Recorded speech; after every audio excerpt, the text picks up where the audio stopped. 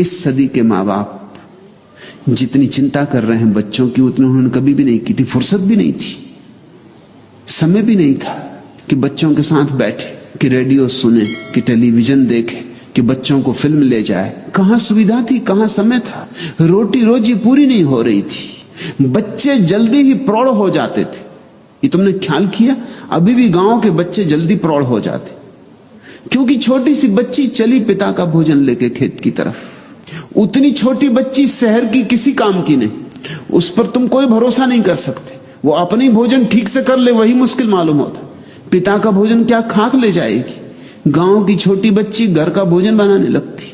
अभी तुम्हारी बच्ची को भोजन करना भी नहीं आता, उस पर टेबल पे उसके सामने बैठ के मां को उसको भोजन करवाना पड़ता है। तुम जरा फर्क देखो, जितना छोटा गांव होगा उसके बच्चे उतने ही जल्दी प्रौढ़ हो जाते।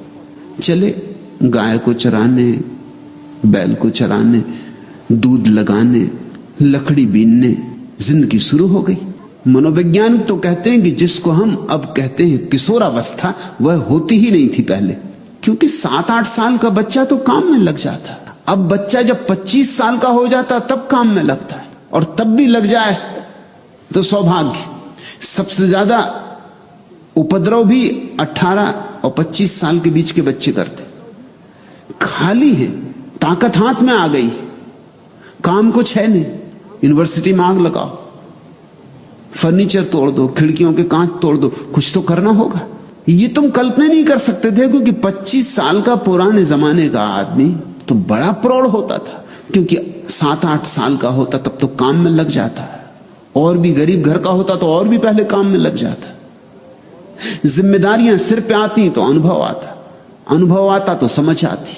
25 साल का होते होते जीवन का इतना अनुभव हो जाता था कि वो इस तरह की मूर्ताएं कर सकता था जो आज के लड़के और लड़कियां कर रहे हैं। असंभव।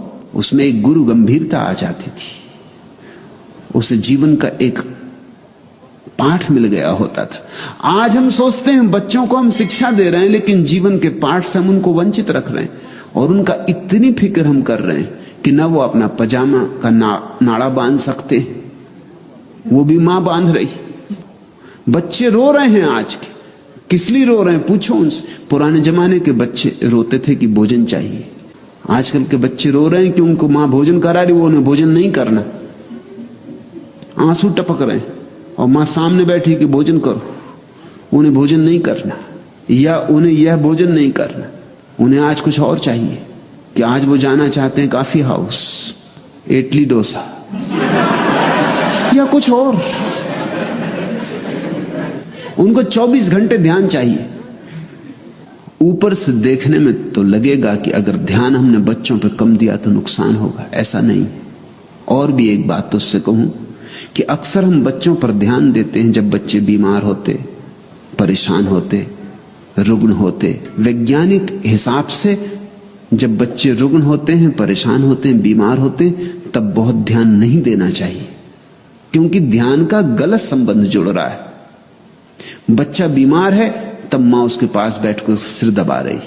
अब जब भी इस बच्चे को भविष्य में सिर दबाना होगा, ये बीमार हो जाएगा। बच्चों पर जब वे रुग्ण हो तो उनकी सेवा करना, लेकिन ध्यान मत देना। इन दोनों में बड़ा भेद है। जो जरूरत हो अपेक्षा पूरी करना, उनकी दवा की जरूरत हो दवा दे देना, उनको कंबल ओढ़ाना हो कंबल ओढ़ा देना, लेकिन ज्यादा उनकी खुशामद मत करना।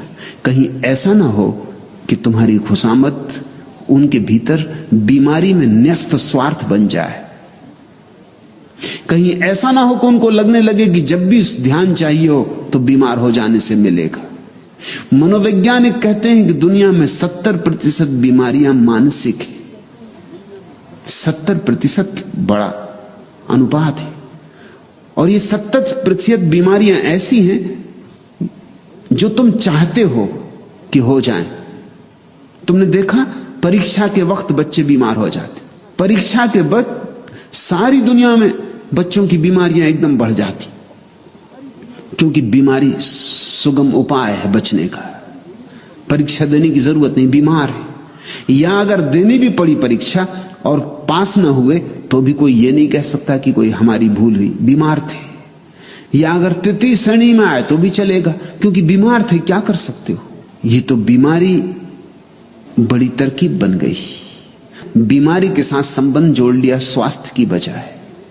मेरी अपनी देशना तो यही है कि जब बच्चे स्वस्थ हों, चाहो तो उन पर थोड़ा ज्यादा ध्यान दे देना, मगर जब बीमार हो तो ज्यादा ध्यान मत देना। ध्यान को स्वास्थ्य से जोड़ने दो।